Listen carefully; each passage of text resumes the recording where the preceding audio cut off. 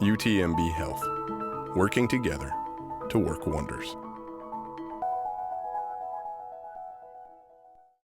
We want to start our program with a wonderful song, and we're very proud to have Amy Brennan here with us, who is going to bless us with a wonderful song, Amazing Grace.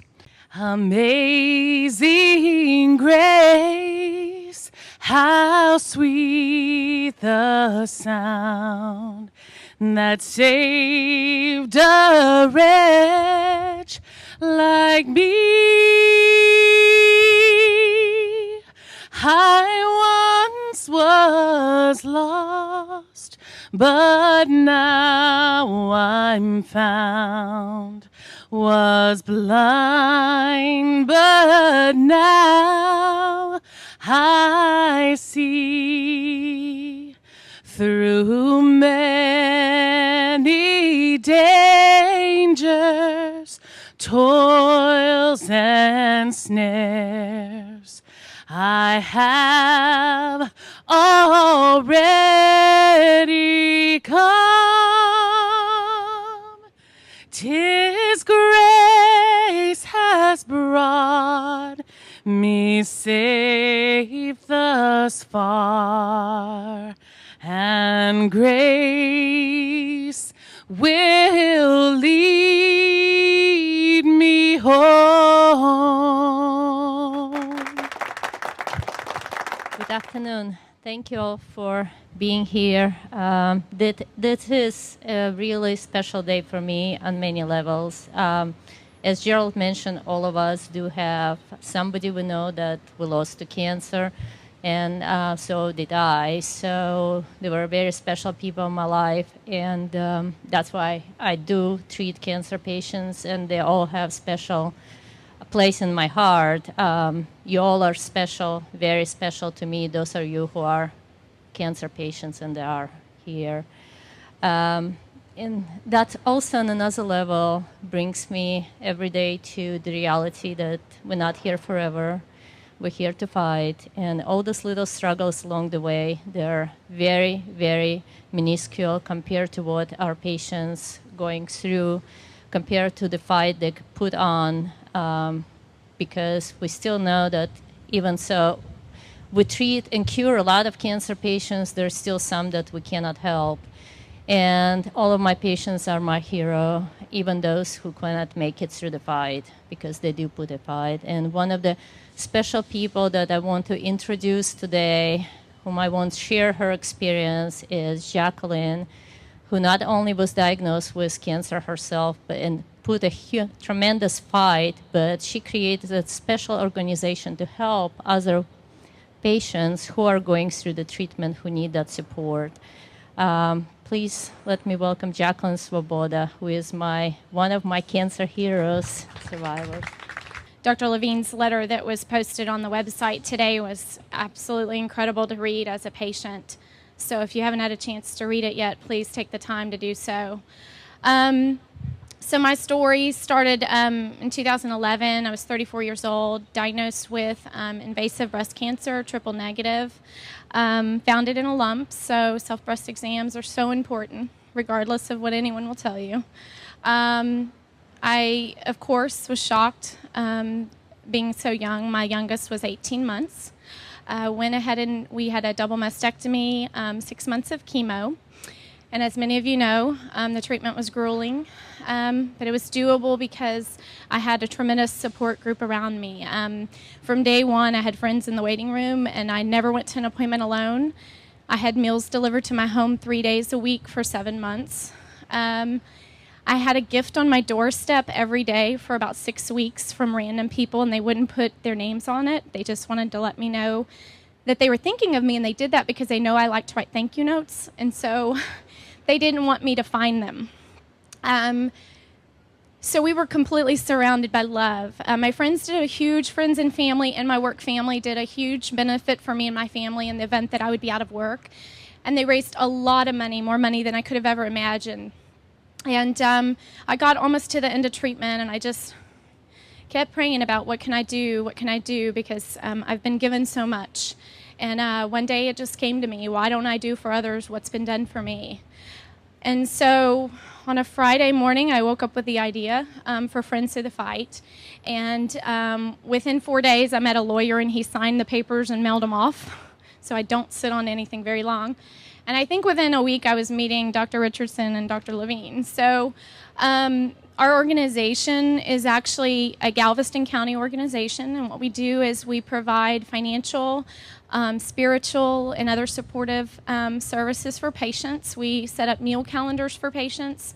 We, if they apply and qualify for a sponsorship, we give them financial assistance.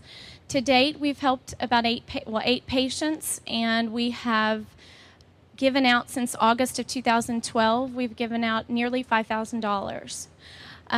So we're really proud of the organization and hopefully what we're able to do for our patients. Every day our patients are teaching us what they need and what we may be able to do better to serve them. Recently, which was Monday, I found out that I lost my very first patient. She was my very first sponsored patient. She was a referral from Galveston, from UTMB, and her 17-year-old daughter sent me a beautiful note saying how important our organization was for her and her family and how much her mother loved us. So that was like the best thing anyone could ever tell me. So that's my story. I guess as a survivor, I would just say it's always best to in any negative situation is find a way to make it a positive, find a way to make a difference for other people, and really sharing your story, whatever your story may be. Don't ever think your story is too small, because there's someone that's in your shoes, and they just need someone to be their mentor and to help them through their journey. So. You know, Robert Webster was here last year, and we're very happy to have him here this year and to keep inspiring us, being around and putting up a huge fight, and it's a wonderful fight. Thank you. Yeah, I think last year it was 6.5 years, and now it's 7.5 years that I've been at this fight. And I added another surgery, so I've had 13. Another 3 regimens of chemo, so I guess I'm trying to shoot for a record for that. But anyhow, one of the things that was kind of bouncing around in my mind whenever I was here last year was starting a support group. I had just lost a couple of dear friends, and I just felt bad that I really didn't do anything about it to almost the very end. And so we started something up about, I think like in July, and just kind of ground roots kind of deal where it almost started with the corner of our infusion room. It was our group. And that over the course of the last 10 months or so, we have 35 members now. And we meet every second Tuesday of the month over at Rebecca Seeley Hospital, and everybody's welcome to come. We've had doctors come and visit with us, some specialists. We have a nutritionist coming to talk to us this coming Tuesday. So it was my gift back for all the help that I've received over the years. And here the latest kind of work that's been going on is I've kind of invested into the integrative cancer management, where it doesn't only take the traditional method with the chemos and stuff like that, but it goes through the holistic part of it also. And so I'm deeply involved in that.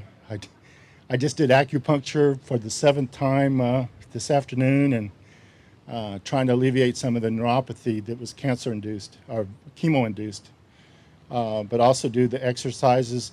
And it really kind of gives me and the friends around here will say this too, that I'm very offensive-minded. I like to go fight. I don't like to sit on a table where someone cuts on me, or I don't like to sit in the infusion room and sit there all day and just kind of take it. I like to get out there and be aggressive and start fighting the cancer, forward movement.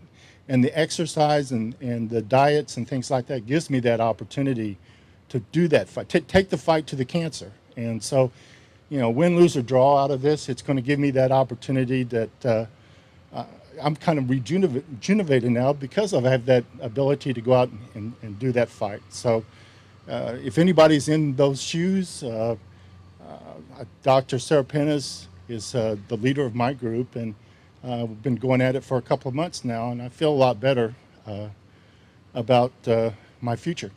So anyhow, if any questions about our cancer support group, come and talk to me about it. We'd love to have you. It's everybody's invited, no restrictions. All right, thank you. We acknowledge your marvelous presence and your care for each and every person. We pray for continued encouragement and strength for each one. We pray for comfort and courage for each one. We pray for hope. And most of all, we celebrate survivorship. That is a gift from you.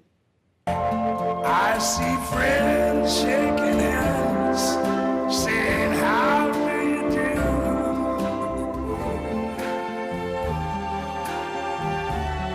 Yes, I think to myself, what a wonderful world.